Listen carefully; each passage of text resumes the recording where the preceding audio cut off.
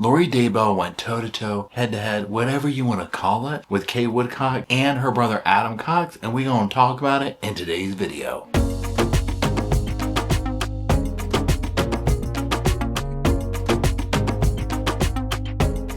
Hello, Sofa Squad, and welcome back to the sofa. Psh, that ain't no sofa. Psh, but it's a bed. Psh, this is a Paul, and it's a real Paul. Hello, everybody. My name's Paul. If you're new to the channel, if you're not new to the channel, well, guess what? My name's still Paul. Okay. Now, today we're going to be reacting to Kay Woodcock as well as Adam Cox. Who are these people, you might be asking? Well, I'm about to tell you. This is a Lori Daybell trial. It's currently going on. We're live streaming on the other channel. Be sure and check it out. You can watch with us along with that. On that channel, we live stream trials and go live and whatnot. So, Kay Woodcock is the victim's sister. The victim in this case is Charles Vallow. This is who Lori Vallow has been accused of unaliving. Adam Cox is Lori Vallow's brother. And you'll see that Lori will kind of like fluctuate between calling him Mr. Cox when appropriate or my brother to other people, okay? So the showdown, I like to call it, was the whole, oh my gosh, Kay Woodcock's gonna come up here, she's gonna own Lori. This has been like years in the making, that kind of thing. We're talking like mega, okay? And before we get started, I want to give shout out to Kay Woodcock for all that she has done in bringing justice to the forefront for her family members, as well as persevering through the enormous stress that I'm sure this has been. Trials, court dates, all the things they've done. My hat is off to you and Larry for all that you've done. Okay, now that being said, also just so you'll know, you probably already noticed, the boys, meaning the dogs, are here, and I've got their little treat here because we are manipulating, okay? We are gaslighting the dogs so that they will be calm so that I can record this. So you're going to see me interacting with them and doing that, but that's what I'm doing. So don't be like, what is he doing? Does he have some gremlins up in there? Well, kind of. Okay, kind of. This one right here, let me see if they'll let me pick him up. Are you gonna let me pick you up? Hey, they got little haircuts. Doesn't he look like, somebody said he looks like a coyote or a dingo? I can't unsee it, right? Bless his little heart, but we love him nonetheless. Okay, so what we're gonna do is we're just gonna put clips up and we're gonna go. So again, this is Lori's cross-examination of Kay Woodcock. This is via East Idaho News. Be sure and follow them. Be sure and follow Nate Eaton.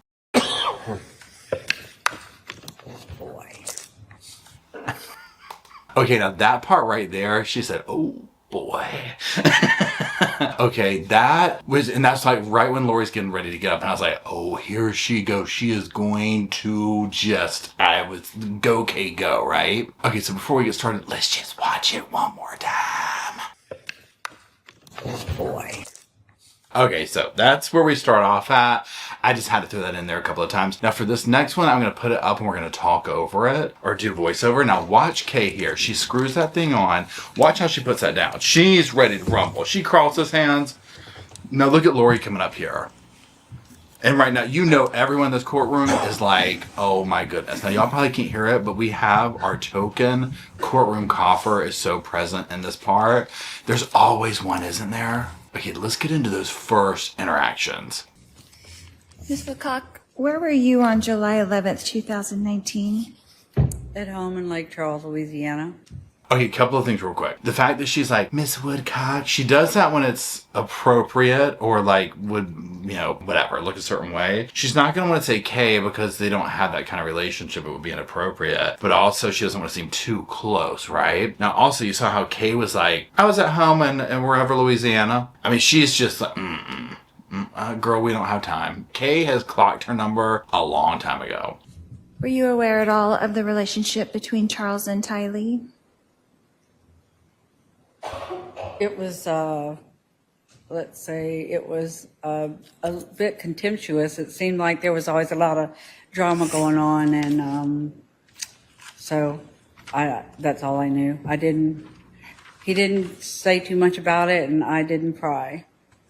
Now, this is one thing that goes on here where when I say that, if you listen to me or follow me on this, I'm always like, look, I trust what the family members have to say that have known these people, meaning Lori and the people involved in this situation, especially Kay. and Larry, Kresha, Colby. I mean, there's various ones, right? But Kay, like what she's saying here, like she's not going to sugarcoat it. Kay's going to be just straight shooter, right? She's not trying, oh gosh, it was this beautiful, wonderful thing. No, she's like, yeah, there's some issues, definitely. I mean, Tylee's a teenage girl. Doesn't matter, take whatever. Teenage girl, teenage boy, that is a crazy time in life. You're going to get pushed back as a parent, and especially as a step parent. So this is one reason why I very much trust, like when Kay's like, look, you know, Lori was ABC before all this. I trust what she's saying, okay? I think that she's just a straight shooter, and I appreciate that in cases like this, because as I often say too, we always just kind of see these characters, meaning Lori Daybells, Chad Daybells, in the vacuum that we've seen them. It's very hard for us to conceptualize, what were they like 15 years ago? What were they like in this interaction? And I felt like Kay has been a great resource for that during this. Let's keep going.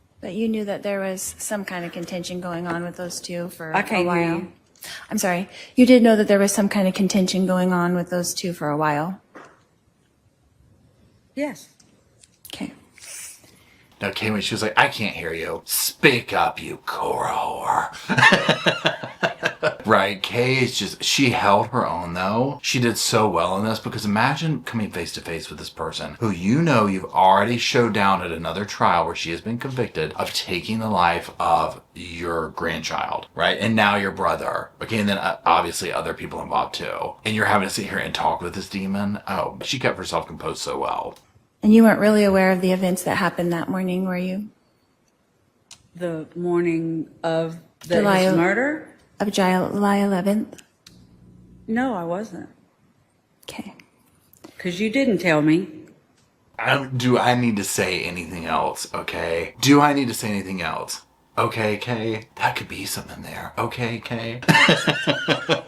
Okay, when she was like, oh, the morning of the murder. Oh, she knew what she was doing there. It's the truth. It's the truth, right? And you heard Lori, July 11th. She's like, let's not call it what it is. And then when Kay got that in there, you didn't tell me. Here's the thing. We've been talking about this in live chats about what do we think at this stage in the game, and today is Monday the 14th. Like, what do we think of this stage in the game, what the jury's thinking and whatnot? Yeah, because I think this week we're going to see some of the hard evidence that seals the deal on the circumstantial stuff and whatnot. Now, for this moment right here where Kay's like, I mean, think about this. Think about in this scenario, if it was truly self-defense, if Charles Vallow truly showed up at the house, caused this huge scene to the point that Tylee felt the need to run out and defend. Alex, you know, was just happened to be at Lori's house with a gun. And oh, thank the Lord, you know, I was able to defend them. Pretend that was all real. Okay, why in earth would you not sit there and contact people like Kay, his sons, his family,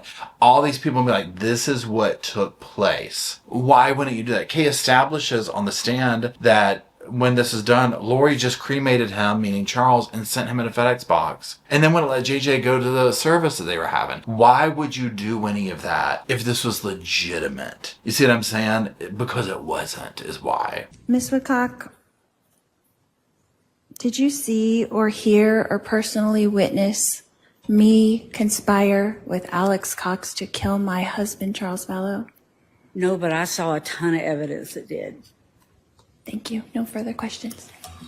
Again, she's ballsy, meaning Lori, for calling Charles her husband in front of Kay. Now, you heard Kay again. No, but I saw so much evidence that did. Kay wasn't going to let her have that moment. Number one. Number two, and I will give Lori this, the fact that she's up there asking this question to everybody and everybody has to say no is pretty smart on her side, right? Now, again, I think we're going to see evidence this week, depending on when you're watching this, obviously, showing us that the hard, just the black and white, right? Boom, boom, boom. Here it is. Like, here's the text messages. Here's the emails. We're going to see this financial stuff, all this kind of stuff come out that Kay is sitting here referring to, because yeah, technically, when, you know, Lori asked all these witnesses, have you personally seen me conspire?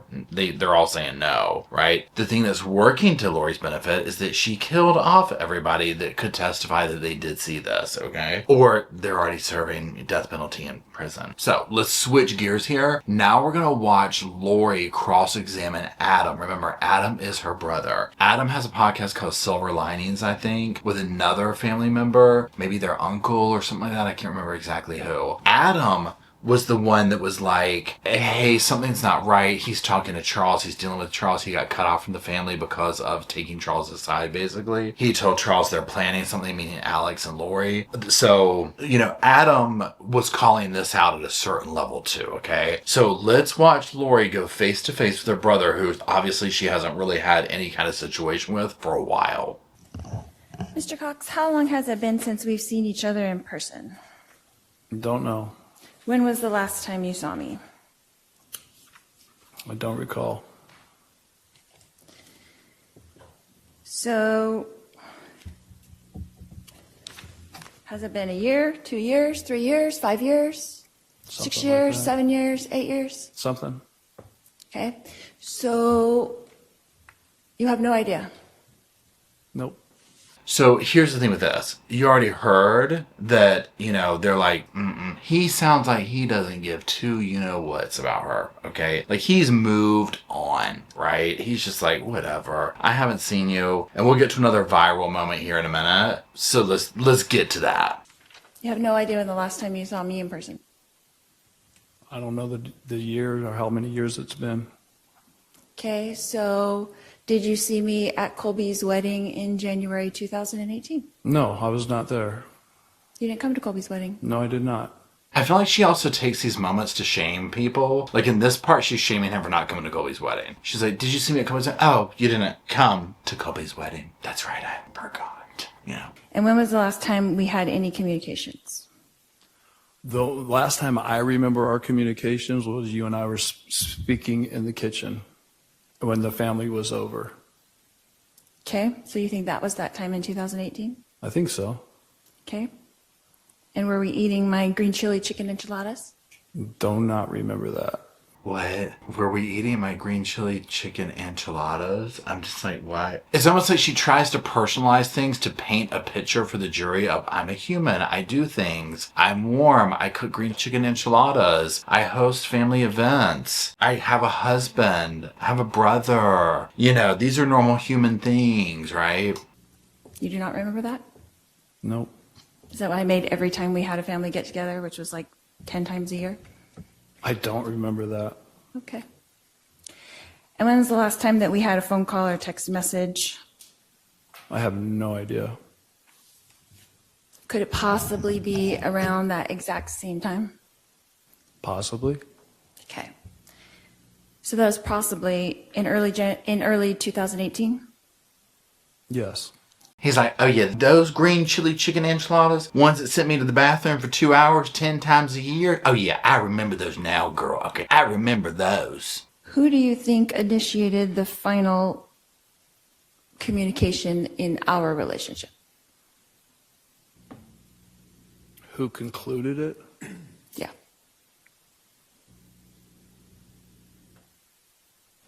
I don't know. So right now it's 2025, is that correct? Yes. And so we haven't spoken in about 8 years? Would that be correct? Probably 7 or 8 years. Okay.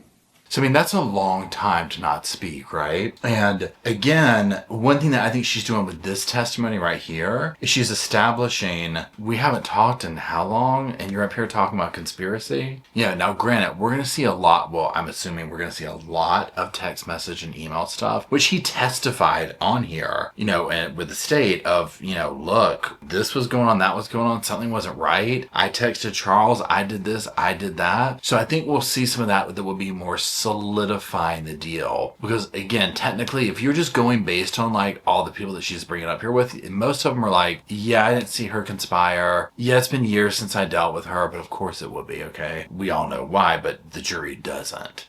So would you say up until that point that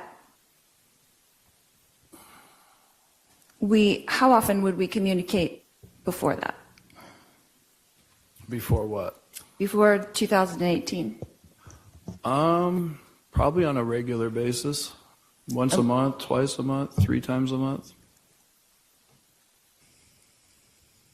Like a call or a text message? Yes. Just keeping in touch? Yes. I feel like also in these moments where Lori's trying to have like a wham, wham, thank you, or, she has these pauses, text messages, just keeping in touch. And it's just like, okay, where are we going with this? Again, if she was a more seasoned lawyer, I mean, obviously she's not, but she'll have all the time in the world to pursue that if she wants, if Arizona offers courses. It's almost like this, she's boring the jury, in addition to showing them her real side with the people who she feels that she can bully, she does. And she shows her real side to them. And again, the jury's seeing all that. You know of us living in Hawaii, and you were living in Kansas at the time? Yes. And in your career, you lived in lots of different places. Is that correct? Yes. Austin, Yes. Dallas, Yes. New York, Yes. Wichita, Yes. Sacramento. Yes. Did I miss anything? Others. Now, also what I think she's doing with this part here is because they're saying like she moved around, did this and that. She's trying to normalize it like, well, you moved around and did all this. So how many places did you live in? And so I lived in a few. So what's up? Why is that a big deal? Right? That's what I personally think she's doing. And I was in Texas, Yes. Arizona, Yes. Hawaii. Yes. So would you say that we were not physically close during the past 20 years? Yes, I would say that. Now, also, I want to do a caveat, please, a caveat on what I said last. I think also what she's doing is showing that, almost like this, like, how can you be saying that I'm trying to conspire to kill my husband? Is that you're not even living here. You're all over the place. We're not even close. How would you even have the knowledge to say this? So I feel like, personally, that's what that's about. So... And Bo agrees, right, Bo? Say yes, just give me more treats, good Lord. Let's get to the last club. So, Mr. Cox, did you see or hear or personally witness me conspire with my brother Alex Cox to murder my husband Charles Vallow?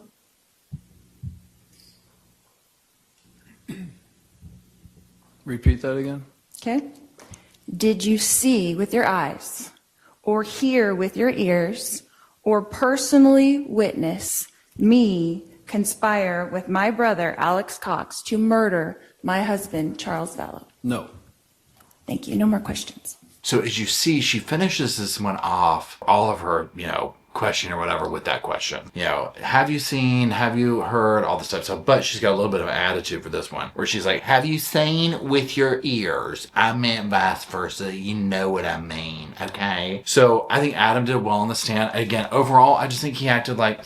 Honey, I've moved on, right? I've moved on. I clocked your tea a while ago when Charles was pulling into your house talking about Alex is there, right? He saw this, the family cut him off, and it is what it is. Now, I'm not sure how, I don't follow his podcast, so I'm not really like privy to updates with Adam specifically or whatever, how he said that he felt like this went and whatnot. I feel like he did a great job as well. And I think on the stand that it was established that, again, from the jury's perspective, this guy doesn't have anything to really do with the family. And the whole thing of like, well, why did his family cut him off? And it's like, what's up with her and her other brother? It also comes out in the stand of like, yeah, there's this inappropriate relationship between Alex and Lori, that all the dirty deets, as the kids call them. So closing out with some finishing thoughts. Yes, Kay did an amazing job. Adam did an amazing job. I think that the jury could definitely be seeing that there is abnormalities in this. Again, if you're a juror and you're putting yourself, and again, when I do these videos, I'm mostly coming up from the way of being a juror, right? If I was on the jury. And I'm sitting here looking at it like, okay, if I was in a scenario where there's a self-defense situation like this, A, B, and C seems weird to me. Now, I also understand everybody's different. Everyone reacts different. There is no normal when you're in trauma and that level of adrenaline response, right? We all do things differently, and it's easy to be like sitting on the sofa of the bed and talking about, well, yeah, you know what I would have done? I would have done this, boy. 100% get that. However, there are some things that I feel like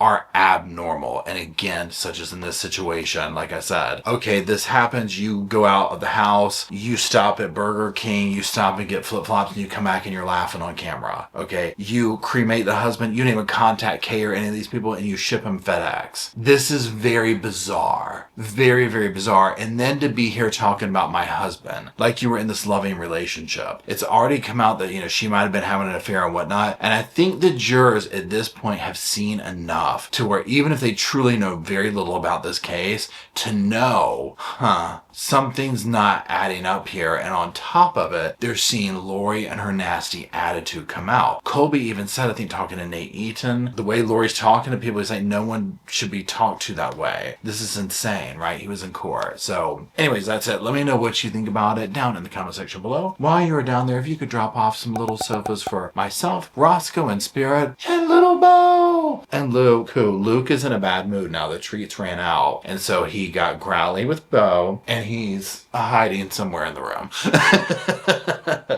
And Bo's like, what's going on here? But if you could just drop some little sofas off for all of those people, and most importantly, the Sofa Squad. So we'll have a place to sit, hang out, talk about this case, all the other cases we talk about here at the Sofa Squad. And until we gather around here to do all that kind of stuff in the comment section, I'll see y'all soon. I just wanted to say thank you again for watching the whole video, and also thank you for being part of the Sofa Squad. Special thanks to all the Patreon members, channel members from both of my channels, everybody who likes, shares, subscribes, comments in the comment sections. It helps the channel out so much. Now don't forget, I do have that other channel, the podcast channel. That's where we go live, we hang out, we talk. We have kind of sort of a schedule, but just be sure and check it out. I'll put it up here on the screen. And then like I said in the beginning of the video, if you want to follow me and Rosco on the Instagram, go on, check it out. It's right here on the screen again. But once again, thank you very much. I really appreciate you being part of the Sofa Squad, and I'll see you in the next video.